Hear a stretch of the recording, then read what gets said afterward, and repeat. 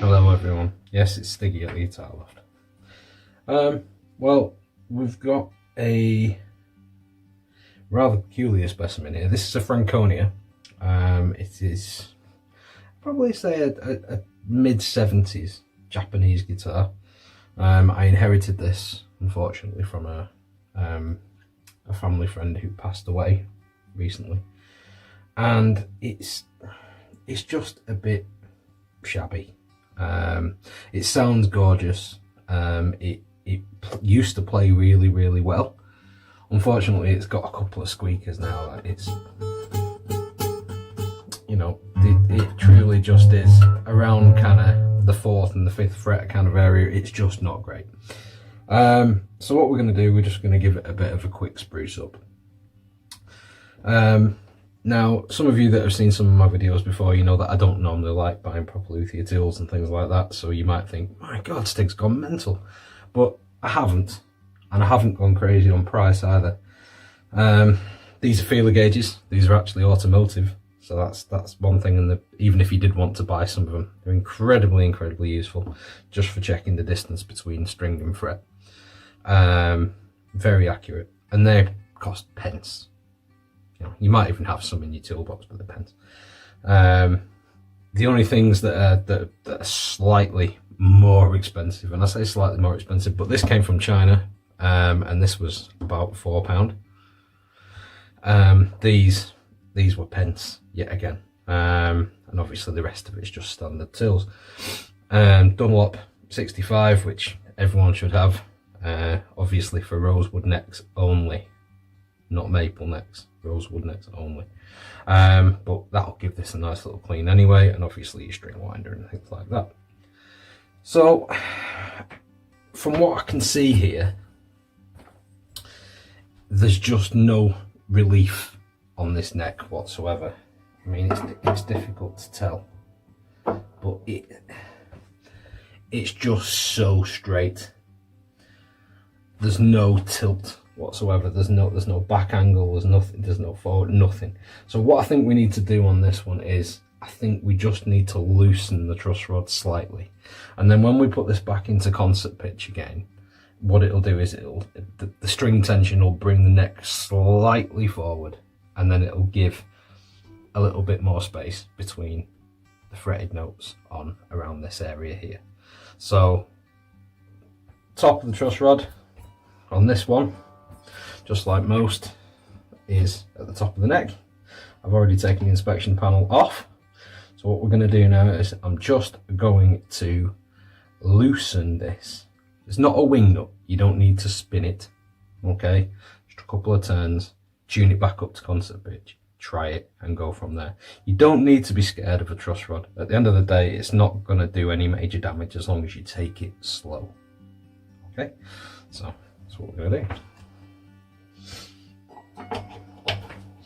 Okay, so it was a little bit stiff on that one there, so sorry about the cut there. But so we've loosened the truss rod by, I'd say, 2 and a bit turns, 2.5. And what we need to do now is we need to put it back into concert pitch just to check it's about back. So now let's see that dreaded space. Not bad.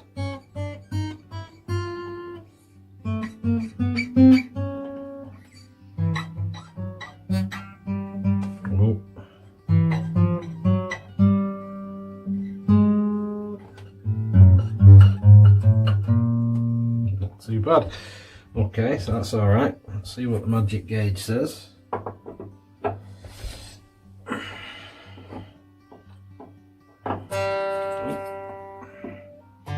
Wrong way around, ladies and gentlemen.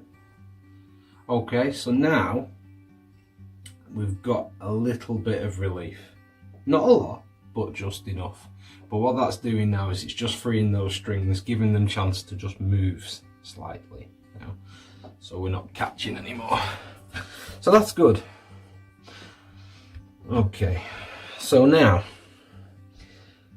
I think we'll restring this thing for the first time in about 6 years, 7 years, What do you think? Right, so let's loosen.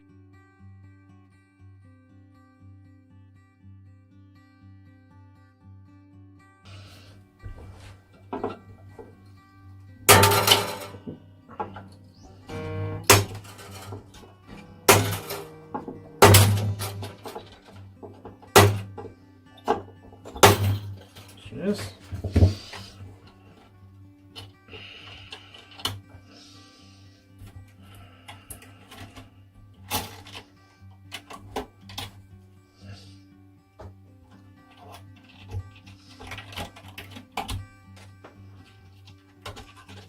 Pick those up later on, shall we? Okay.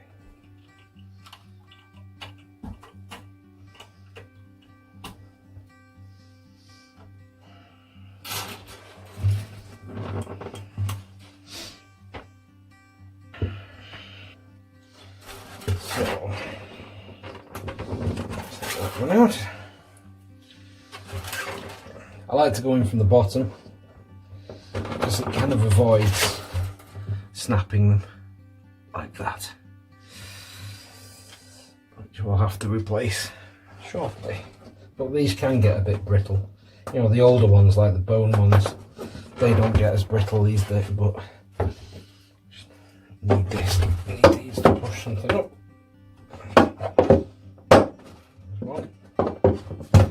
These are stuck in good and proper, you can tell it's been a while. Alright, you can use some soft pliers or you can use a prying tool. It's not a problem. Let's take those out. Put those back over here.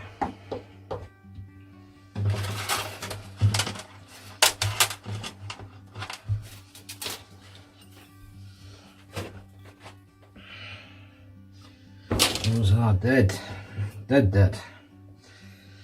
So, let's have a quick look, shall we? Let's take this inspection panel off so we can give it a nice clean. See, there's quite a lot of fret wear on this guitar, but nothing that's going to cause major problems with playability. Now, like I said, I've played this guitar quite a lot and it's lovely. It's absolutely beautiful, and it means a lot to me and a lot to my father. So we are going to crack on and give it a clean. Now, what I'll do first, give this fretboard a bit of a wipe over. I'm dreading to see what's coming out of this. Now, this Dunlop 65 lemon oil is absolutely fantastic. I know we've done a previous video in what else that we can use, but this stuff brings off all sorts. And this guitar has not been played or cleaned properly for a long time. So let's get some of that in there, shall we? Let's not be too shy with it. Best to spray it on a cloth though, not directly onto your fretboard, I found. Let's have a look. Get it right in there. Now you can use a microfiber for this if you really want.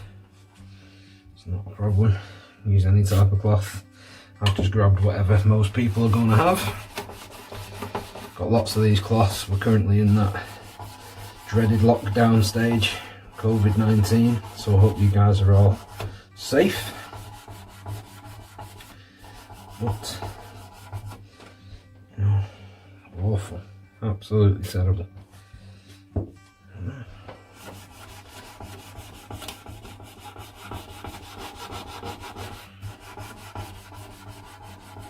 Nice and small. Right.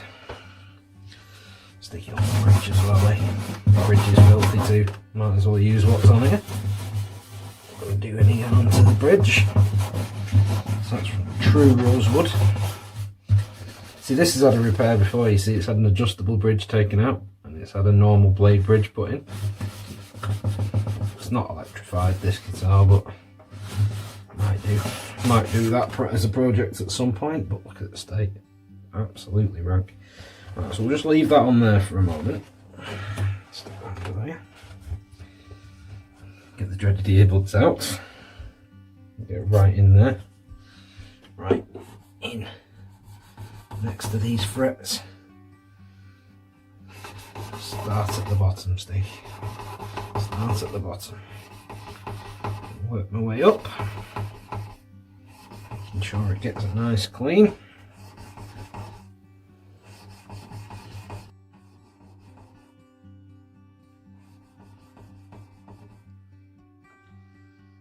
And see what's coming out of that.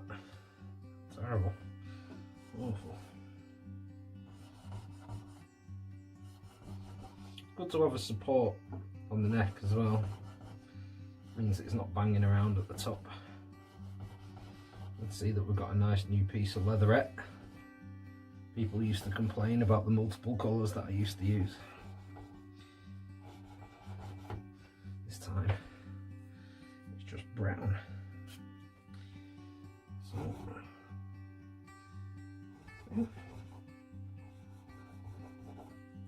quite a lot now.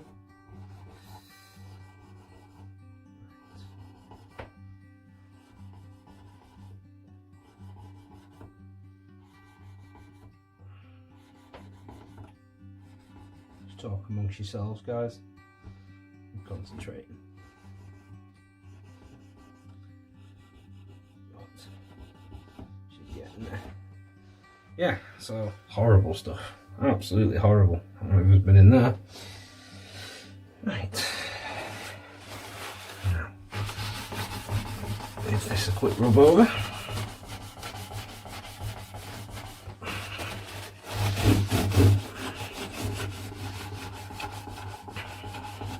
So my brother once used to say there's polishers and there's players, but I'm down with that. I don't have to have a spotless guitar, but this had been left for so long. It's horrendous. But you can see that fretboard already. Mother of pearl's coming up beautifully. Okay, so that's that. Now, what we're going to do, I'm just going to give this just a quick rub over with a stone. Now this is a soft stone. Some people do this, some people don't. There's a multiple selection of these. Now, if you haven't got these, like I said, they're pence off eBay, absolutely pence. And if you spend half your time cleaning your fretboards and things like that, and cleaning and polishing your frets, then for a couple of quid you can buy them. If you haven't and you want to stick with the old-fashioned way, then you can just tape them up. Just get some masking tape and you can tape up your frets. It takes you 10 minutes, but for these, I just fit ease these days. So much easier. And I'm not after doing a full resto on this. All I want to do is just clean a little bit. That's all I've got to do. Try and get some of the grime off there, and then I'll go back over with the cloth again.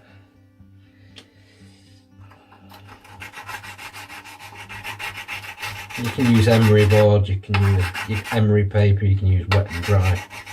I just choose to use a stone because I've a little bit more control over it. It takes the embedded rubbish out of there. And just work your way up slowly. Just work your way up.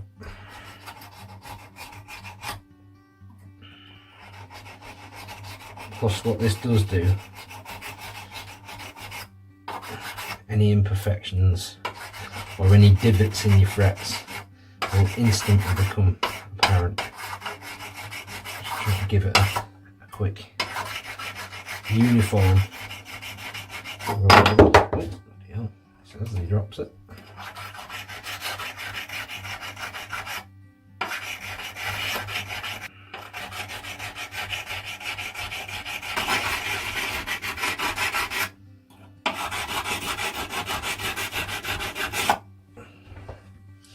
There we go. That's that. Come back in with this, with the oil.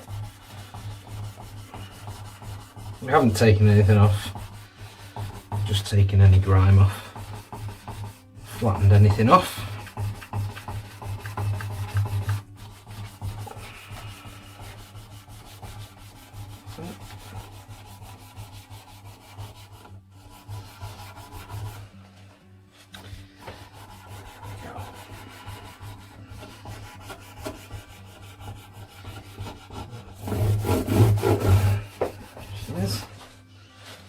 Lovely, absolutely lovely. So it's up to you how long you leave the lemon oil on for. I just like to rub it in, make sure it's there, make sure it's in nice and deep. Take this tuner off, give it a good clean.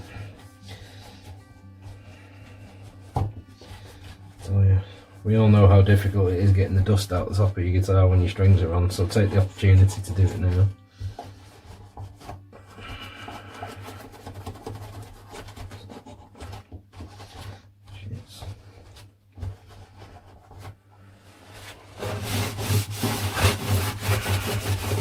I am using the back of the cloth, by the way, not the side that's got the oil on.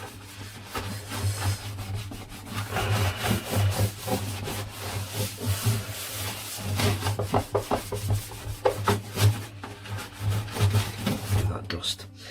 Right, that's that. Like I said, she's been beat up a little bit, but she's got plenty more life in her yet. Okay, alrighty. So these became quite brittle, so we snapped one. So I have to get a new one.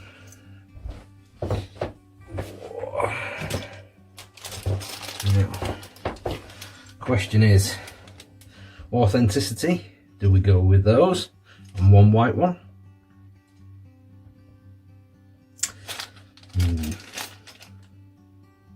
No, let's stay honest to the guitar, shall we? This guitar's on at the end of the day. This guitar's on a journey, isn't it? It's got to show its history. So we'll have those. Right, you don't need to stick around for me stringing this guitar. So I will string this and then I will get back to you. Just give it a basic tune up. Now before I do that, what I like to do is these. Don't cut them all away because your string's still got to slip from place to place. So just take them to about 1 inch for now. Just stops you stabbing yourself more than anything. Nothing worse than having these things flailing about. So take them to about 1 inch first, so you've got it the way that you want it. There we go.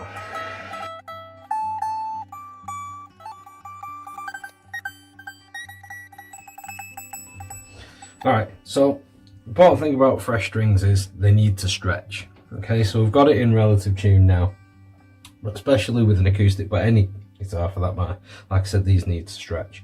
So you can pre-stretch your strings.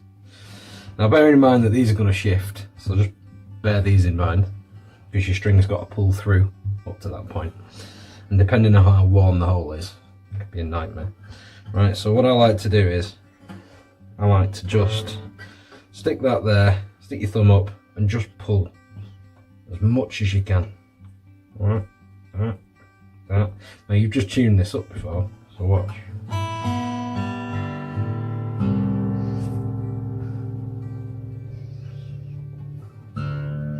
Didn't work that, did it?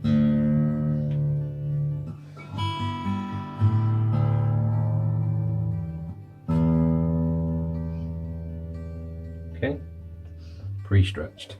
And then just work your way along. Stick your finger and your thumb, push, make sure you put your finger there. If it's an acoustic, give it a damn good stretch. So what we'll do, tune up. You might need to do this 2 or 3 times, depending on your room temperature, depending on the ambient temperature.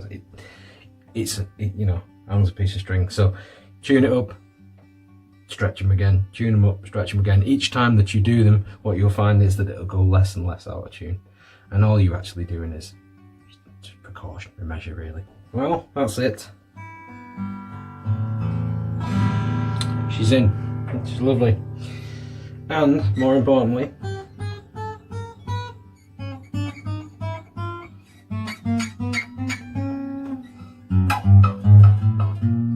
not a squeak, not a bang, nothing.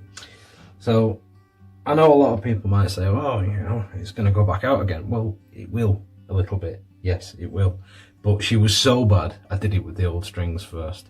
And to be fair, if there was going to be any damage, then it makes much difference, does it? So she's good to go now, I think. The neck will move. The best thing to do with something like this is to leave it in a stable environment for a while. Maybe the living room or something along those lines. But pick it up, tune it regularly for over the next 24 hours, 48 hours, something like that, then come back to it. You may need to adjust the truss rod and just tweak a little bit, but I think this one's going to be alright, don't you? So the final job really is chop these off. I like to take them off just down to about 1/4 of an inch, or about just over 1 centimetre. Like I said, just enough for slippage. Rid of those. Don't leave those on your workbench, otherwise you might end up scratching your paint. Done that before. Not the best. And then I can hopefully put this back on. Okay. Thank the Lord for magnetic screwdrivers.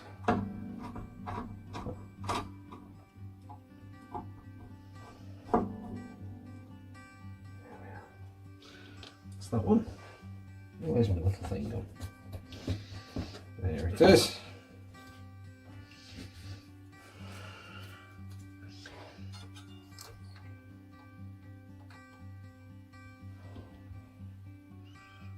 Get you in. There she is. That's one. Don't over tighten those either. The amount of times that you crack them, especially on something this old. Like I said, there's no exact date on this guitar, it's difficult to do, but from the design of it and from how beat up it is and the fact that it's made in Japan, I'm suggesting it's probably a 70s guitar. It's had a lot of changes. It's had Grover tuners put on it at some point, so it tunes a lot better than it did, and like I said, the adjustable bridge has come off it, but that's about the only upgrades. Now we might electrify it at some point, but that just depends on what the family want to do with it. But she's lovely. She's absolutely lovely. So we'll monitor this over the next 24 to 48 hours and then adjust as necessary. But she's playable now, I would say. Sounds beautiful to me. Like I said, truss rod adjustments. It's not a wing. Don't treat it as a wing nut, but don't be scared of it either. You know, there's no point. Give it a go. There's not much that you can do. Most of the time, if it's too straight, loosen it off a little bit, and then the string tension will bring it back in, and then give it the actual space that it needs.